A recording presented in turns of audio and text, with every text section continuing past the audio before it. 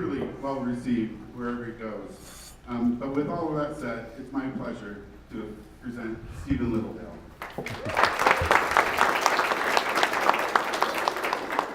Thank you very much. Very kind introduction. Hi, everyone. Hi. Let's see, where's my clicker? It all looks so festive in this room. You bedazzled like it was no one's business. Good stuff. And if you can't see me because there's a balloon in front of you, don't worry, because I don't stand still. I can't. I'll have a complete anxiety attack if I have to stand behind a podium. Thank you so much for having me here today. This is truly an honor. It's an honor on so many levels. It's an honor because you're who you are. You're doing what I've done in at least 15 years. And you'll understand why as we get into it. But first, I wanted to share something that I think is kind of fun, and I think you'll enjoy it.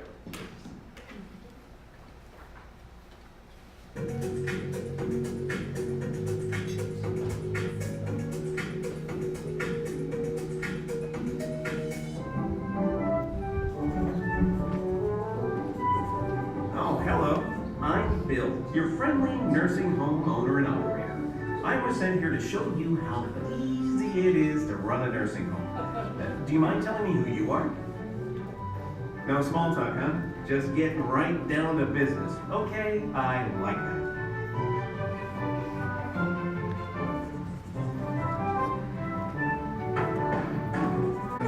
I wanna. Hey, Buster, you're just giving what he wants. Phew. Thanks for getting me on the underneath that. Now this is more like it. Wait, I don't like the looks of this.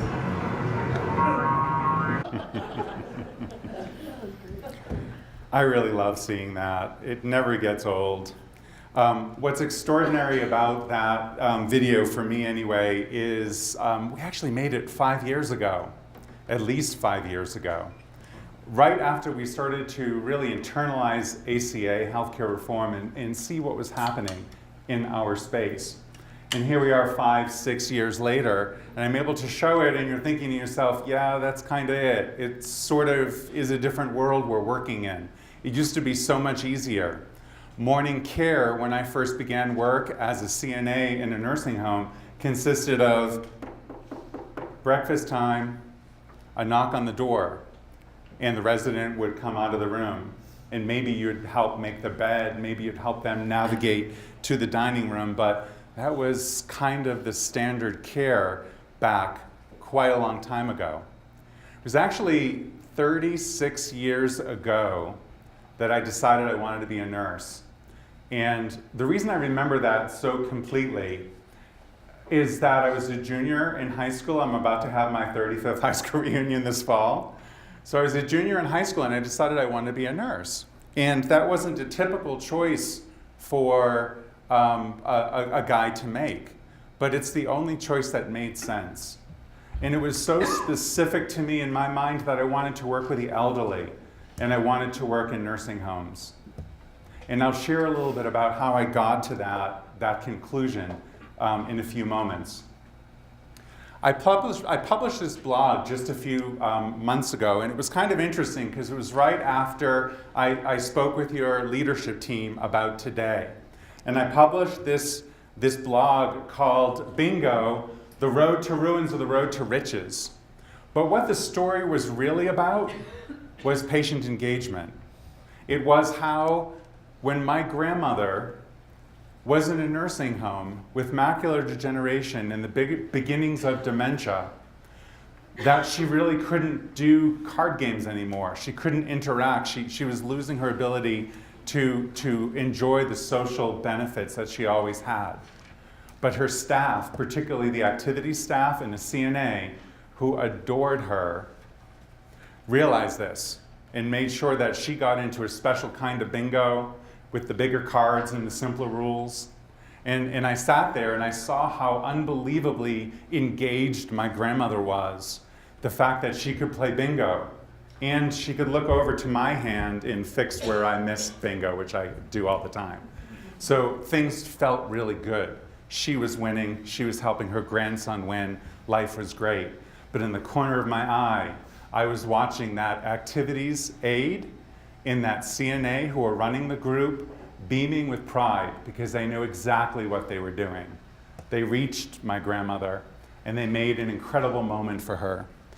And I am so grateful for that. You cannot have engaged staff without engaged residents. You can't. Why do we do what we do? It's because of the residents and reaching them and engaging them. But conversely, you can't have engaged residents without engaged staff. You can't expect your staff to be thinking creatively about how to do everything from so little if they're not engaged and empowered. So here are the people who motivated me 36 years ago to do what I do. This is my Grandma Kelly. Grandma Kelly will celebrate her 95th birthday in a few weeks, actually. She would be apeshit if she knew I just revealed her age. And I'm not joking. And that'll be the last time I use a bad word, I promise. My Grandma Kelly is gorgeous. She is tall, she is beautiful, her skin is amazing, she has long, delicate hands, and her fingers are not twisted and crooked from arthritis. She actually went to her 75th high school reunion a few years ago. And I said, Grandma, where was it? She said, a phone booth. She's remarkable. She lives by herself. She lives in a 2-family home in Malden, Massachusetts, 2nd floor. She brought up my dad and my aunt by herself. There was not a husband in the picture. She recently told me that her big motivation to learn how to drive was so that she could work very hard to get a car and drive herself to work because she was carpooling with someone who kept making advances on her. And it was really uncomfortable for her, but in that world, in that tough world that she grew up in, she just had to diligently stick it out and then quietly save on the side to change her circumstance. She met the love of her life, the grandfather that I knew, although biologically he was not mine. He was in the picture from when I was a baby. Grandpa Kelly, Lee Kelly. And they had another child when my grandmother was 44. Scandal. She was 9 months pregnant at her daughter's wedding, and no one knew. No one knew. Grandpa Kelly was an extraordinary man. He died about 20 years ago from skin cancer. An extraordinary man with the most incredible laugh. Every day going to school for the first 2 years of elementary school, picked me up, had little projects for me to do. I would spend the summer with him up in Maine. And he was the first older person I cared for when I started my process of becoming a nurse. Any goodness that ever comes from me is because of her. Any kindness in my heart and soul is from my Grandma Bond. Ina Malvina Mary Fougere was from Canada, and she was just amazing, amazing to me. These 4 people were so close in my life. This is why when I was a junior in high school, I decided I wanted to be a nurse, and I wanted to work specifically with the elderly to give back the respect and compassion that they had given me. My first day I walked into a nursing home, and it was a really good nursing home. It had a tree in the courtyard. This was pre-OBRA. There was no training. There was, they assumed because I was a freshman in college that I knew everything I needed to, but I was in a baccalaureate program, and you don't actually see patients until about a week before you graduate. So I knew nothing about doing anything. But they said, but I was assertive because we had assertiveness training on the first year. And I said, I don't know how to do this. I don't know what I'm supposed to do. And they said, oh, we'll buddy you with so-and-so, go out with so-and-so, and she'll teach you how to care for old people. And the one lesson that stands out on that first day is how to put on a posy vest. And the bonus training was how not to tie it to the side rail, but to tie it to the frame of the bed. That was my orientation. And my first assignment was all the men on the floor, because they figured since I was the guy, let's give you all the guys, and away we went. What was amazing about that experience is how quickly I had to learn. What was amazing about the experience was how disorganized it was, how unprofessional in so many ways. But what was so amazing about the experience was the dedication I saw in the people that were trying to figure it out just like I was. They were amazing. They didn't function as a team. They weren't necessarily there to support me, but boy did they love their residents that they were caring for. They were extraordinary.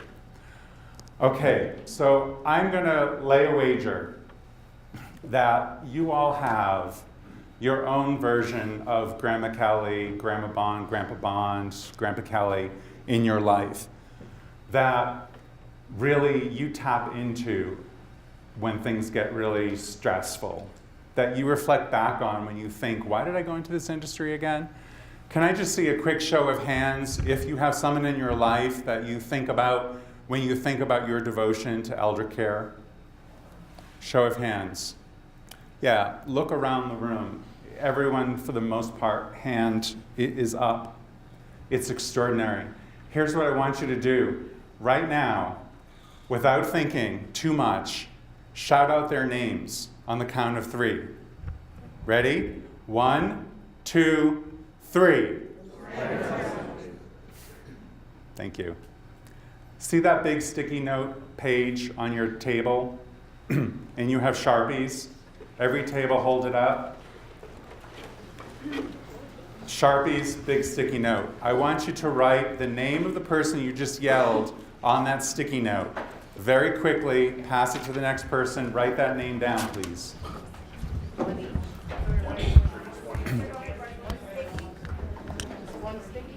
One person, one name, one sticky note. One name, one sticky note. Everyone gets one sheet with a person's name.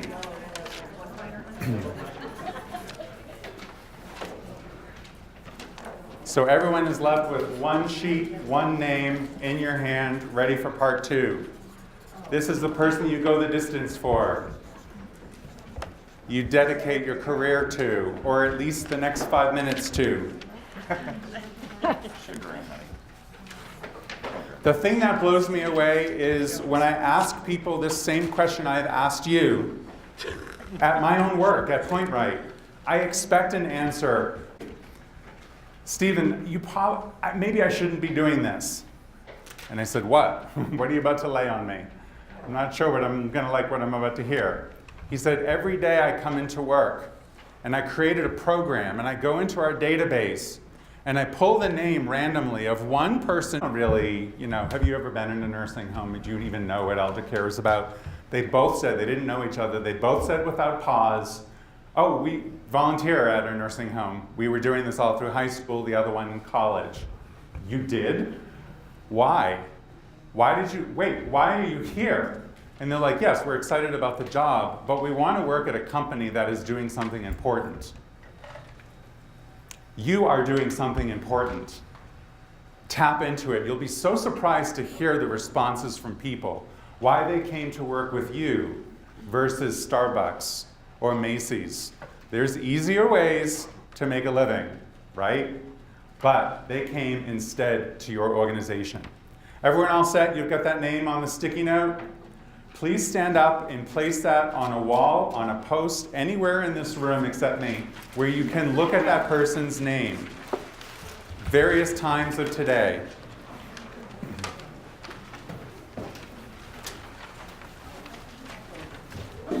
Nettie, love it.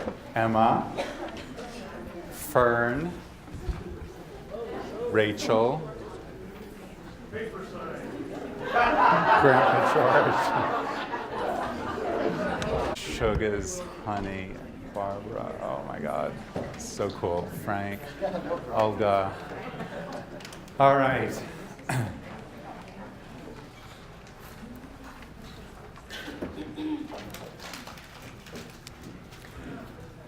My first, and again, 18 years old, and when she wasn't making those vocalizations, she would call out, nurse, nurse, nurse, nurse, nurse. You know the patient, you've had him. And I replied to her, patient? And I heard it in my voice. I was frustrated, I was annoyed, and I was humiliated that I just did that. And she replied back, is a virtue. Is a virtue, without hesitation. And I sat there and I had, I think, probably the most important lesson of the first 5 years of my professional life. She was reminding me how important patience was, but the more I thought about it as an adult, she was reminding me that all human beings are virtuous. Even people with dementia, even people with Alzheimer's disease are virtuous. And I needed to honor the virtue within her, and the honor it was to be her caregiver. And I'll just never forget that twofold lesson from this beautiful woman, Helen. My next most favorite patient is Esther Marion Schreiber Fox. The best place, you'll have a great experience, and you'll continue to grow and nourish. And I did. I began this unbelievable, unexpected journey of converting to Judaism, to where I worked on MDS 2.0 and where I got to meet these incredible people like Esther and come out to the desk, and we would dance together in the morning, and the other residents were jealous. They did not like that. They told me they didn't like that. But she was just phenomenal, and just things about working with people with dementia. But something else very important happened there as well, and it's very consistent to the themes we're talking about today, is I realized that in our world, so much of it, yes, was about the nurse at the station, on the floor, etc., but so much more was about the nurse assistants. And I realized that there was no such thing as primary care nurse assistant team. In fact, Edith, who is featured in this article, stood there with her hands on her hips and she said, "Who do you think you are, white boy? You come in here with all your ideas and all your, and she just let me have it." It was awesome. I loved her. And I feared her at the same time. But not knowing who their assignment was, they're grumbling about who they were caring for versus the person they cared for yesterday. The residents coming to this station, who's going to be caring for me today? What's going on? And how much information didn't get communicated? And so I said, listen, we're doing this, but you're going to tell me how we're going to do it. And they told me, they came back and I asked them, what makes it easy or difficult to care for your residents? And they gave me a list. And they voted on the list and came up with the 5 top criteria that really made or broke their assignment list. And I said, it's not what I would have chosen, but you know what? It's not about me. I mean, it's always about me, but it wasn't about me at that moment. We went with their 5. They evaluated residents using that 5 criteria. They put together their own assignments. And the only thing I asked of them was that they go to the resident and ask their permission to care for them and to have them on their assignment. And it was just amazing because all these nurse assistants, they all had different favorites. One person's biggest nightmare, the other one was like, she's not that bad, you just got to do this and this and this and she's fine. Job satisfaction increased significantly. And Edith, who yelled at me, stood up at grand rounds when the administrators from the organization came down to find out what was going on. And she stood there and she said, I killed him, but this is what is so good. I'm coming into work, I know what I'm doing, et cetera, et cetera. So it was really an important lesson in making sure that I was listening carefully to the people who I was supporting on the units and worked diligently to make their lives better and help them be there for that person. So very quickly, healthcare reform, think of it as the sun. Think of the hospital as, that's Mercury. And they have this interesting program on Mercury in the hospital where they get penalized showing you how many ways you're being measured in terms of rehospitalization. So I guess I didn't skip it because I just said it. But there's so many ways you're being measured in terms of rehospitalization. But there's only one way that is using clinical-based information that is manageable. And I call that out not because it's Point Right Pro 30, but more so because your leadership has made the investment to make sure you had that at your disposal. Point Right Pro 30 is in NQF, it's the only NQF clinical outcome to measure rehospitalization that exists in our stratosphere, in our own little planetary alignment. It is the only one that you can actually measure and manage improvement. So people say to me, yeah, but it's not the CMS way. It's not the CMS way. You know what this funky chart is? So I almost used my Boston accent. Did you hear that? I almost said chat. Do you see this chat? Look really hard. You'll see it.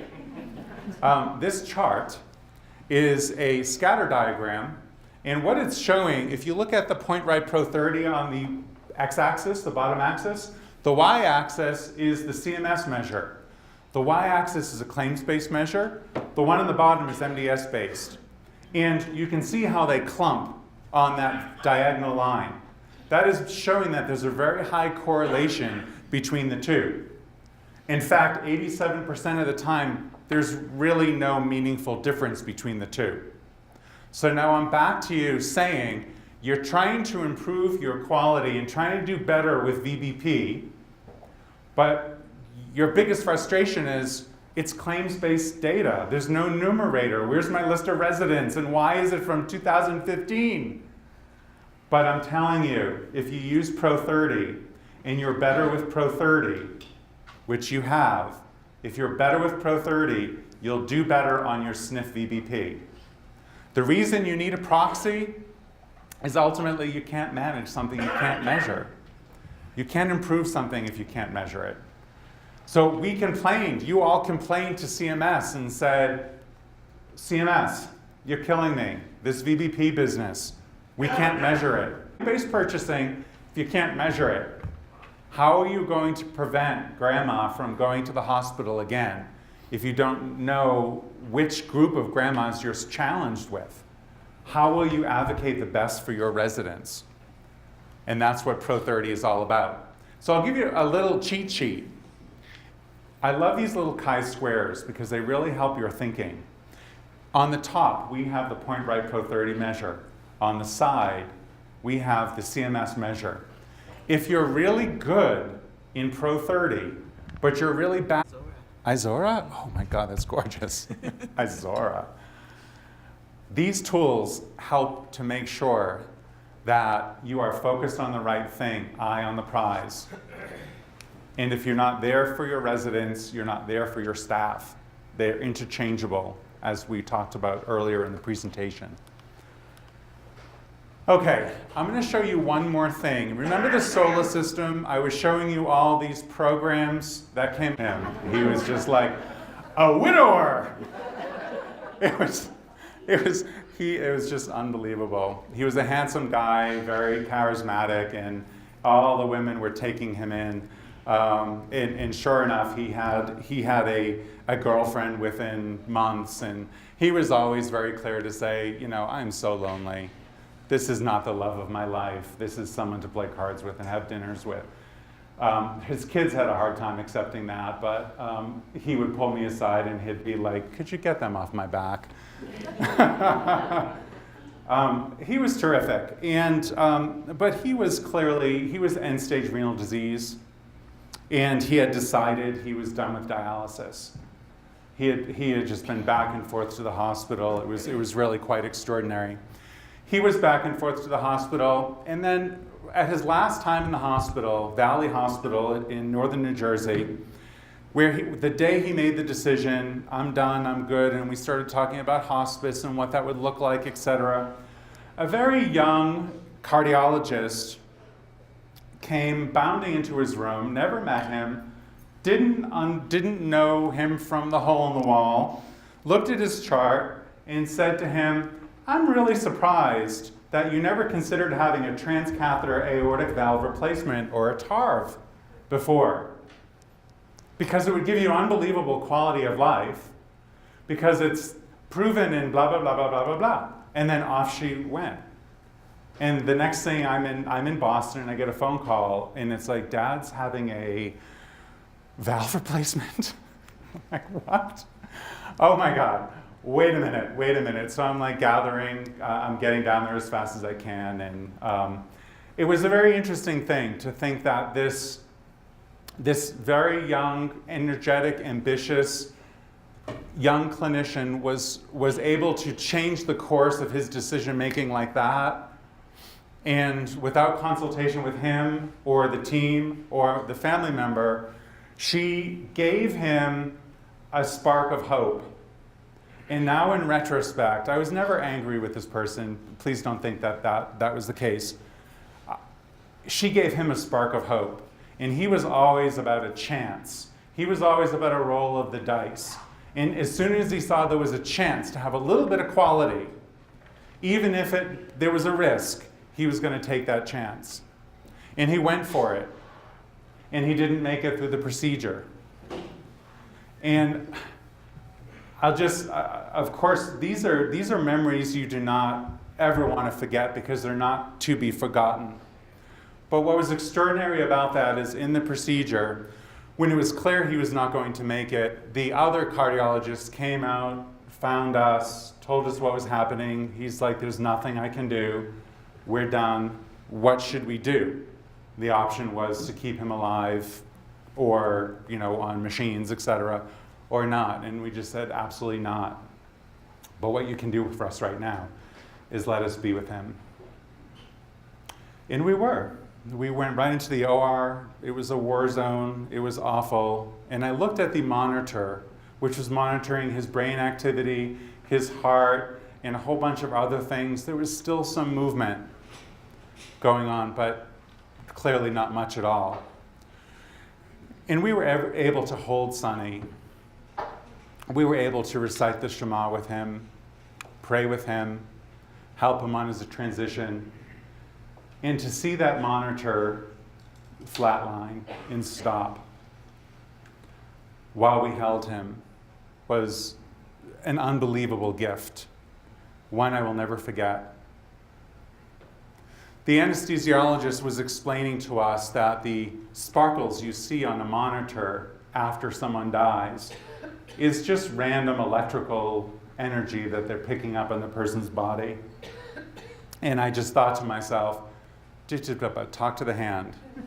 Talk to the hand. That, no, I'm seeing the sparks of his soul right in front of me, and I'm feeling this in this sacred moment, thinking and feeling my dad pass away.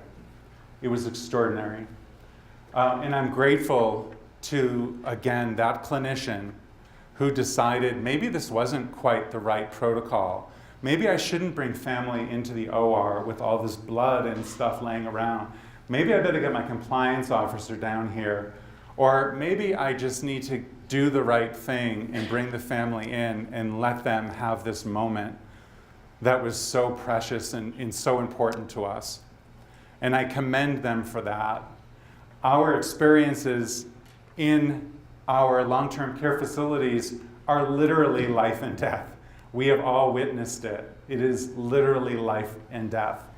And being in that position, now you all being in that position to be empowered and to empower those to recognize that is extraordinary. It's an extraordinary moment.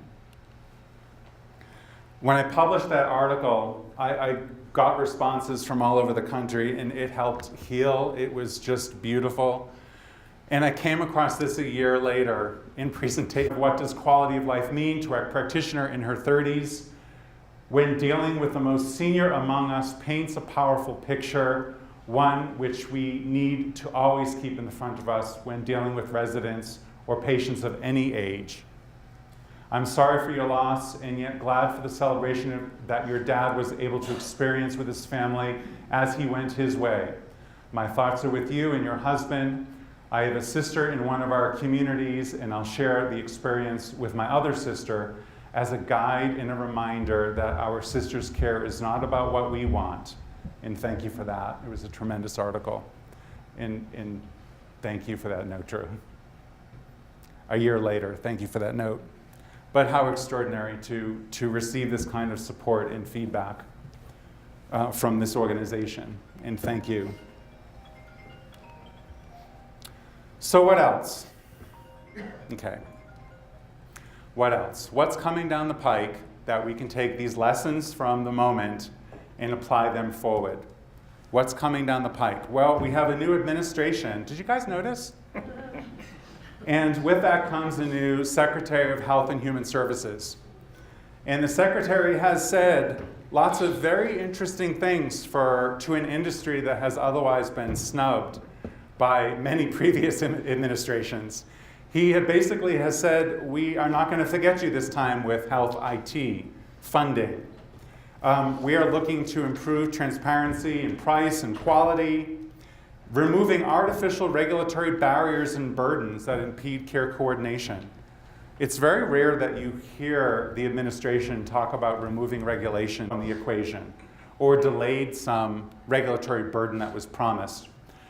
And basically, they're saying we're not done with trying models to improve post-acute care payment. We're not done with it. We're going to think of creative ways. If that involves the private sector, so be it. But we have lots of things to do here. And I think that's very interesting. And then, of course, came along our final rule, which we all got really excited about, right? It finally came out. We printed it. We read it. And here is where we learned about probably the most significant seismic shift that's coming our way, PDPM, patient-driven payment model. Hallelujah, we're going to call the person who comes from the hospital a patient. Wow, victory won. That's unbelievable. And what's so extraordinary, now bear with me on this one, what's so extraordinary about the patient-driven payment model is that the patient is back in the middle of the equation. It is about the patient and who that person is, not what we did to that person. Not how many therapy minutes we managed to squeak out of that person who was actively dying and we didn't even know it. It's all about why that person is here with us and ultimately what kind of care we can provide. So a year ago, I blogged, The Cheese Has Moved, Will Sniff Find It? And of course, sniff, spelled S-N-I-F-F, it's an allegory from 1988 where Dr. Spencer wrote about how motivations change. It really is all about the person, and it is 100% MDS based. And you're sure going to be enjoying an IPA later in about a year or so. Look for a frosty one. I also think that our PDPM is also a recipe for a compliance officer. It is enough rope to proverbial hang us. So as we're thinking about PDPM, let's also be thinking about compliance programs we're going to put in place to make sure that you're getting the most you possibly can without sacrificing anything. So all of the good energy you spent last year thinking about RCS, don't throw it away. What you need to be thinking about is rendering care to complex medical patients, developing specialty around that. The bottom line is you're not admitting different people, but emphasizing different parts of their care and being able to fund different parts of their care where before you perhaps were not. ICD-10 code. As you move forward, visualize, constantly visualize what you do and why you do it. Looking around the room and seeing these names, I can see Mary all the way in the back up on that wall. Whoever wrote that was going to make darn sure I could see her name, and thank you for that. Really exciting to walk around here and see why you do what you do. Because you have your version of these people You have your Carls. And you have your Lucys and your Janes and your Inez and your Barbaras and your Olga and your Frank. Hey, Grandpa. And your Kim and your Emily. What is this? Henri? Yeah, that's what it sounds. Honor Grandma. Honor Grandma. Oh my God, I love that. And Grandma Ann. And Grandma George. Little Grandma Hazel. That's great. Oh, wait. We have John and Grandpa and Fred, Arlene, Sister Jean. These people who we do what we do.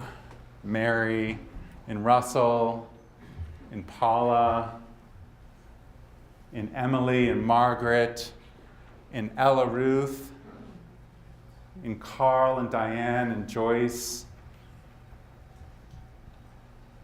What is that? Semiranda. Grandma Semiranda. Semiranda. Oh, gorgeous name. Grandma Mummy, Dorothy Ruth, Grandma Marlene. All these people, why we do what we do. Everyone who's in your building has a person in mind, who they do, what they do for. You can't have engaged staff without engaged residents. You can't have engaged residents without engaged staff.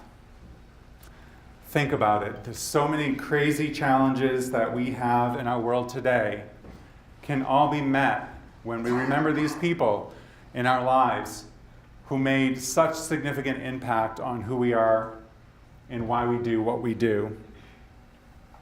And from that little boy who was cherished.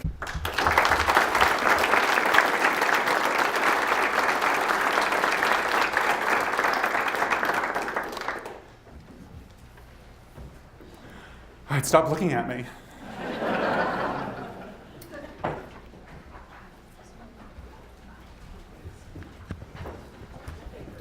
I'd like to take a moment to thank Steven for the very personal and poignant presentation about where we are and why we're doing what we're doing. And thanking him for taking the time to come here, spend the day with us, spend last evening with us. And it's about why our vendor provider partners are here. It's to share their experiences and for them to see who we are.